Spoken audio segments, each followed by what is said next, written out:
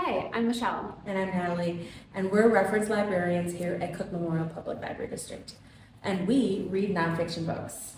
That's right, because truth is stranger than fiction. Yeah, it is. That's why we started the Nonfiction Book Report, because we wanted to share with you newish, noteworthy nonfiction books for your reading and viewing pleasure. Before we get into our books, today's NBR is brought to you by the Bookies. If you're looking for fiction recommendations, the Bookies have you covered. Their extensive library of videos can be found on the library's YouTube channel. Click on the Bookies playlist. We're also brought to you by CMPLD. We offer a wide range of programming for our diverse community. You can see all of the library's programming on our website under events or in the Ins and Outs newsletter. Of course, you can always call the library or stop by the reference desk with a programming question or an event registration. Awesome. So with all that out of the way, we're here with April 2024, and April is Poetry Month, right? Yep, poetry. And we brought a guest for you. So we're gonna do a fast cut and bring in our guest.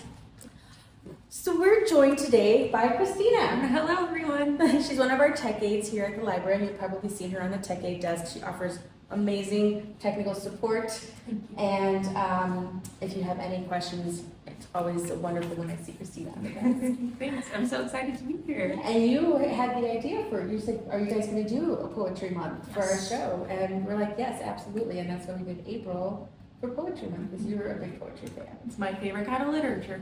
And it's so not my jam. It's not for everyone. That's just the great thing about books, is that there's that genre or that kind of book that clicks with you, and it's your jam, and then it doesn't have to be for everybody, right? And there's other things that are other people's jams, and that's why there's so many books out there, and that's why we offer all of them for you to choose for yourselves. It can also be a phase. Maybe you don't like everything forever. You can change your mind. Yeah. Oh my gosh, can you imagine if Natalie gets into a poetry phase? You can be like, I told you so. So where did I do with my poetry book? I lost it. It's right here. Thank you. So we each brought a poetry book, and should we guess first, right? Yes, sure. I also have like a little bit of a history lesson in poetry. Oh, perfect. That was started. Poetry in a pinch. Now this is Western poetry is what I'm focusing on. So basically from the dawn of humanity, people have been sharing stories of their people and the different gods and goddesses that they worship. And poetry has greatly changed over the course of history, from the epic verse that was commonly written in Latin and was kind of elitist, to say the least. It's very cumbersome and heavy. Yeah. Then in the medieval times, poets like Geoffrey Chaucer decided to write in the vernacular, which is like the common speech of the people, which opened up the art of poetry to many more. In the Renaissance, we got more creative with stylized structure and forms of meter, so think Shakespeare. The Enlightenment period tried to bring us back to Greek verse and was once again more formal. And then in turn, the Romantic period, in reaction to the disciplined style of the Enlightenment, found new ways of expression, primarily on topics like nature and individuality. From the Victorian era up until now, writers continue to break free from the established rules of poetry, and free verse is considered king. Awesome. Yeah, so the reason I love poetry is because you can say so much in so few words, and that sort of emotion, captivating it, feeling it as you're reading it is That explains a lot, because I am not a person of few words. That's true.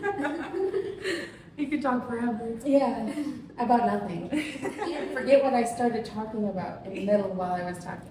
Hey, sometimes that's fun. It's certainly fun for me. I'm in the middle of a sentence. Wait, where was I going with this? What did we start talking about? The best stories. So But that's why I got lost in poetry, because like they're so short, you can't zone out. yeah, no, every word, every line Yes, break, and punctuation, Even so the essential. words that aren't there in the spaces mean things too. Yeah, there's a lot to explore, but I understand that it's too much work for people sometimes. Oftentimes I find myself rereading a poem like 4 or 5 times just to understand it. Yeah. I found myself doing that with this book that I read too. Well, the book I chose is Remember Love by Cleo Wade. It explores her journey through grief, through loss, through self-love, like rebirths throughout That's your great life. topics for April, because April is like Spring. Yes, yeah, I love that. Yeah. And while I was reading this, I was taking notes about what each of the poems sort of, like the gist of it, the basis of the poem. Okay. And what I found as I was writing it was that it turned into a poem of its own. So I'd like to share this with you, and if you find that any words speak to you, pique your interest, please, I cannot recommend this book enough. It's beautiful. All right. Remember Love by Cleo Wade. Self-love. We are our home. Negative self-talk does not allow us to relax.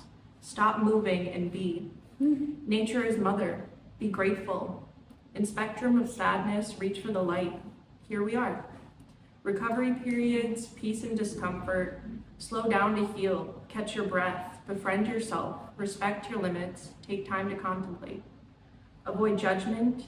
Wading in the shallow end is pleasant, but learning to swim in the deep end brings you closer to others and yourself. Course correct. Let go. There is wisdom to be found in heartbreak. Do not compromise yourself. Soul contracts, trauma bonds. Distance can lead to appreciation. Question your beliefs. A divine investigation. Be generous with love. Where do you belong? Release and be courageous. You are alive. Unmask and breathe. Allow the grief. Forgive yourself. Bless the experiences and surrender. Love it. That's beautiful. That was beautiful. And so each one of those lines is your takeaway of a poem. Yep. And putting them together. Created another poem. And that's beautiful. I know. I got chills when I was reading it. I was like, this is Yeah, poetry. absolutely. Poetry creating poetry. So you've really set the bar high for any guests that we have on in the future, because I didn't even do that much homework, and this is our show.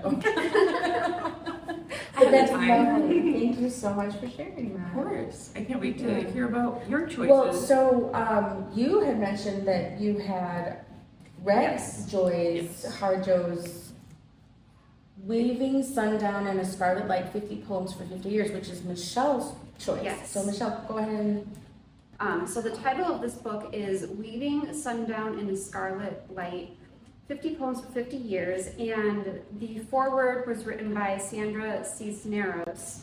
And I didn't know that they both went to the Iowa Writers Workshop together at the same time. So Joy Harjo already had 2 of her kids at that time, and so Sandra would watch Joy's kids while Joy was off working or doing something else. So fun. Sweet. So I really enjoyed her writing style. Over the course of the book, you kind of go from her imaginative, imagery-based writing style to more of a realistic tone by the end of the book. And I've read some other poetry books that are also like, I guess I call this like a greatest hits sort of book, where like it's the greatest hits that she has in terms of her poems.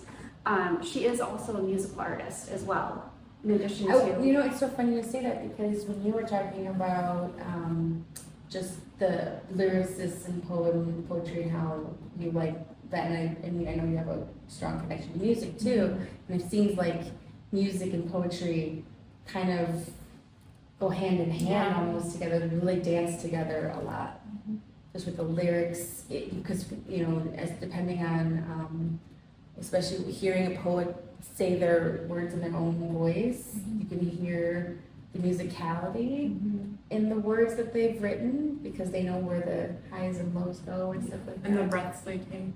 Yeah, and so their voice becomes an instrument too, including and in addition to their words. Yeah. So she's a musician. Is she a singer? Yeah, she sings and she plays, I forget what instrument it was. And I felt that all of these poems really went together really well, because as I mentioned, I read some other like greatest hits type poetry compilations, and then like it was sort of disjointed. There's a dissonance there. But that's not this book. So I kind of, it was really great. One of her poems, I'm not going to read it, but her poem called Remember is actually on a space satellite traveling to Jupiter right now. I forgot the name of the satellite. And there is one poem that kind of stuck out to me. partially because she has a section in this book towards the end where she kind of describes like her motivations and kind of like talks about the poem, where it came from, what she wrote it for. And her interpretation was radically different than my interpretation. So I thought I would read it. And you read this book before, so this isn't something new to you, but it will be new to me. That's a common thing, like you read a poem and it speaks something else to you than it did for the author, than it did for the next person. Well, same thing with songs too. I've heard people who, rock stars, when they go on those shows and talk about the songs, and they're like, everybody interprets it this, and that's so not what I wrote, but it kind of took My on brother a life of made its own. My brother made fun of me because I cried to Bohemian Rhapsody. He's like, that's not a sad song. What are you talking about? I think it's kinda making me sad. sad. Yeah, it's got a very. Anyways, poetry, please. Okay, so this one is called Anchorage. She says it's for Audre Lorde. The city is made of stone, of blood and fish. There are Trugark Mountains to the east, and Whale and Seal to the west. It hasn't always been this way, but glaciers who are ice ghosts create oceans, carve earth. The shape of the city here, by the sound, they swim backwards in time. Once a storm of boiling earth cracked open the streets, threw open the town. It's quiet now, but underneath the concrete is the cooking earth, and above that, air, which is an ocean where spirits we can't see are dancing, joking, getting full, on roasted caribou, and the playing goes on, extends out. And there are 3 more lines that I'll make you read the book. It's a really good poem, and it's just one of 50. Her imagery is really spectacular. Did you have a favorite when you read that one? All of them.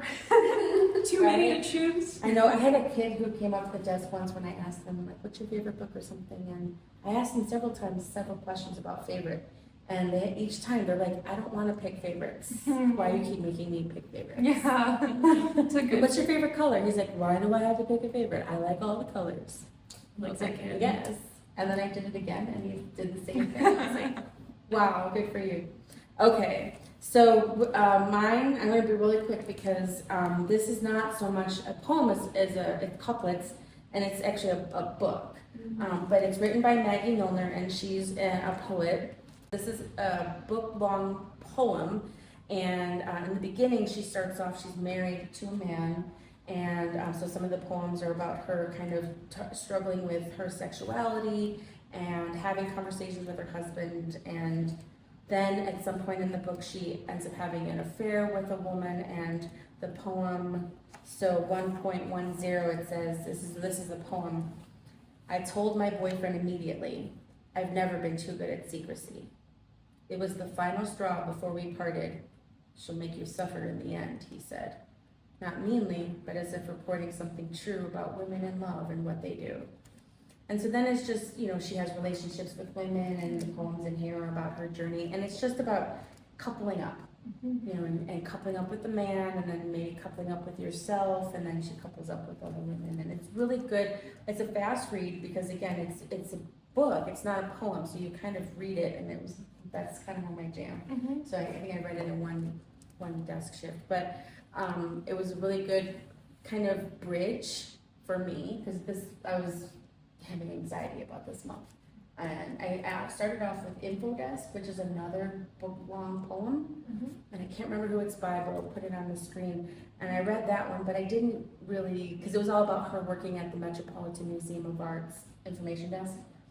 And I thought, oh, we work at the reference desk, so we'll kind of, but I couldn't really get into it, and I just didn't feel like talking about it. So that's when I came across Maggie's book, and so that's why I picked Caplets. But yeah. Poetry is not dead. No, hardly. And I really do feel like it's a bridge to the arts where you can take that normal language, but then add in other things that you might not necessarily add in if you're writing something, like pauses or playing with punctuation and capitalizations and things like that. And there's so many other layers that you can add to it. And I could see where, one 4-line poem could be like a semester-long class. And and still people not get it. Reminds me of college. So that's Couplets by Maggie Milner, and we've got Remember Love by Cleo Wade. And Weaving Sundown in a Scarlet Light by Joy Harjo. all right. So check these out, and we'll do it for April. Yes. All right. So what should viewers do if they want to join the discussion? Maybe they've read a book that they would like to share, or they have a suggestion for us. Maybe they've read one of these poems. Yeah, we would love for you to be a part of the discussion. Just add a comment to the video. Make sure you like and subscribe because you don't want to miss next month when we come back in May. And don't forget to turn on your notifications, hit that little notification bell, and until next time, See you at the reference see you desk. at the Reference Desk. Bye. Bye, guys. Bye.